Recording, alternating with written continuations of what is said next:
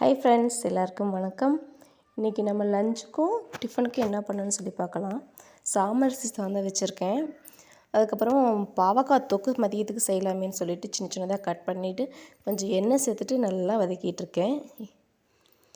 கொஞ்சம் மதியத்துக்கு சொரக்காய் மட்டும் சாப்பிட்லான்னு தோல் சீவிட்டு அதை அப்படியே ஆவியில் வேக வச்சுருவேன். அதுக்கப்புறம் பெப்பர் உப்பு போட்டு சாப்பிட்டுக்க வேண்டியது தான். கொஞ்சம் பாலி அரிசி நைட்டே நான் ஊற வச்சுருந்தேன். அதை அரைச்சிட்டு கஞ்சி வைக்க போகிறேன். பச்சை பயிறு முளை கட்டுறதுக்காக நைட்டு ஊற வச்சுருந்தேன். அதை வந்துட்டு இந்த ஓட்டை பாத்திரத்தில் போட்டு நம்ம சும்மா தட்டு போட்டு மூடி வச்சாலும் நல்லா சூப்பராக முளைப்பு வந்துடும். இப்போ பாதாம் கொஞ்சம் ஊற வச்சுருக்கேன் பாப்பாவுக்கு. இப்போ வந்துட்டு பாவக்காய் தொக்கு செய்கிறதுக்கு ஒரு பாத்திரத்தில் 3 to 4 ஸ்பூன் எண்ணெய் சேர்த்துக்கோங்க. கொஞ்சம் கடுகு, 1/2 ஸ்பூன் ஜீரகம் சேர்த்துக்கோங்க. இது நல்லா பொரிஞ்சதுக்கப்புறம் வெங்காயம் சேர்த்துக்கலாம்.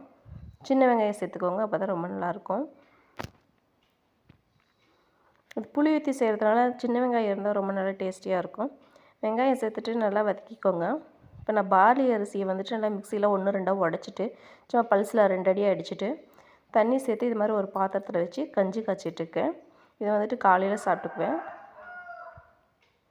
இப்போ வெங்காயம் வதங்கினதை கொஞ்சம் கருவேப்பிலை சேர்த்துக்கோங்க பாவக்காய் தொக்கு செய்கிறதுக்கு. இது போல் செஞ்சு நல்லா சூடான சாதத்துக்கு சாப்பிடும்போது ரொம்ப நல்லாயிருக்கும். பாப்பாவுக்கு ஸ்கூலுக்கு வந்துட்டு ஸ்நாக்ஸ் கொடுத்து அனுப்ப வேர்க்கடலையை பச்சை வேர்க்கடலையாக வச்சுருக்கேன். இதை தான் பாக்ஸ் கொடுத்து அனுப்ப போகிறேன். உரிச்சிட்டு கொஞ்சம் வெஜிடபிள்ஸ் எல்லாம் போட்டு கொடுத்தா நல்லாயிருக்கும்.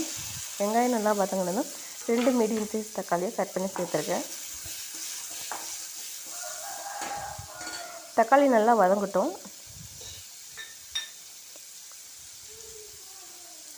தக்காளி வதங்கிறதுக்காக கொஞ்சம் உப்பு சேர்த்துட்டு வதக்குங்க, அப்போ தான் சீக்கிரமாக வதங்கும். பாவக்காய் வந்துட்டு எப்படியும் வாரத்தில் ஒரு 2 டைமாக சேர்த்துக்கோங்க. இப்போ தக்காளி நல்லா வதங்கிடுச்சு.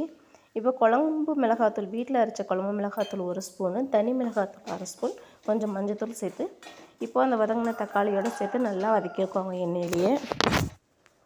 இப்போ பாவக்காவும் நல்லா வதங்கிடுச்சு. இது போல் வதக்கி செஞ்சிங்கன்னா கொஞ்சம் கூட கசப்பே இருக்காது. குழந்தைங்களும் நல்லா விரும்பி சாப்பிடுவாங்க. இப்போ இந்த மசாலாவோட பாவக்காயும் சேர்த்துட்டு நல்லா மிக்ஸ் பண்ணி ஒரு 2 நிமிஷத்துக்கு வதக்கிக்குவாங்க. தண்ணி எதுவும் சேர்த்த வேண்டாம்.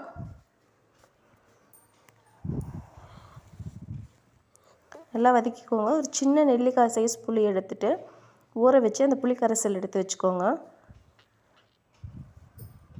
இப்போ பாவக்காய் அந்த எண்ணெயிலேயே வதங்கும் போது நல்லா டேஸ்டியாக இருக்கும். இப்போ நான் புளி கரைசல் ஊற்றிட்டேன். அதை வந்துட்டு நான் வீடியோ பண்ணல. இப்போ புளி அந்த சின்ன நெல்லிக்காய் சைஸ்க்கு புளி ஊற வச்சு புளி கரைசல் சேர்த்துக்கோங்க. இப்போ வந்துட்டு அந்த இந்த தண்ணியே போதும். உங்களுக்கு எந்த கன்சிஸ்டன்சி தேவைன்னு நினைக்கிறீங்களோ அந்த அளவு தண்ணி விட்டுக்கோங்க. நான் வந்துட்டு இன்றைக்கி திக்காக தான் பண்ண போகிறேன், அதனால் கம்மியான தண்ணி சேர்த்துருக்கேன். நம்ம வதக்கும் போதே ஒரு சில பேருக்கு இந்த கன்சிஸ்டன்சியில் இருந்தால் சாப்பிட நல்லாயிருக்கும். நான் வந்துட்டு இன்றைக்கி கொஞ்சம் திக்காக தான் செய்ய போகிறேன். இப்போ ஒயிட் ரைஸ் வச்சுட்டேன், சாப்பாடு வெந்துட்டுருக்கு.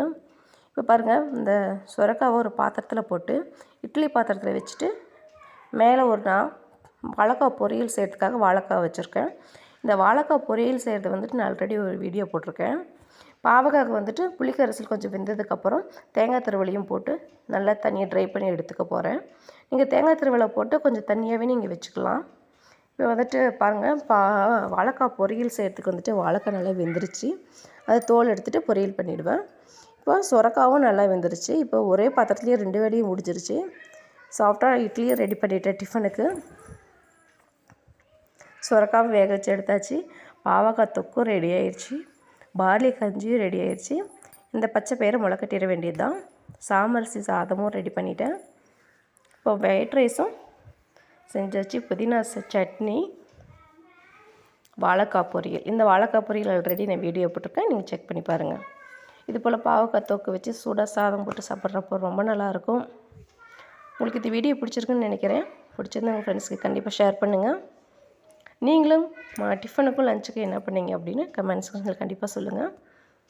இப்போ வேர்க்கடலையை உரித்து போட்டு ஒரு கேரட்டு, ஒரு அரை வெங்காயம் கட் பண்ணி போட்டு கொஞ்சம் உப்பு, கொஞ்சம் பெப்பர் போட்டு நல்லா மிக்ஸ் பண்ணி ஸ்நாக்ஸ் கொடுத்து அனுப்பிடுவேன் ஸ்கூலுக்கு. நல்ல ஒரு ஹெல்த்தியான ஒரு ஸ்நாக்ஸு, நல்ல ஒரு ஃபில்லிங்காக இருக்கும். இது போல் நீங்களும் ட்ரை பண்ணி பார்த்துட்டு எப்படி இருந்ததுன்னு கமெண்ட் செக்ஷனில் கண்டிப்பாக சொல்லுங்கள்.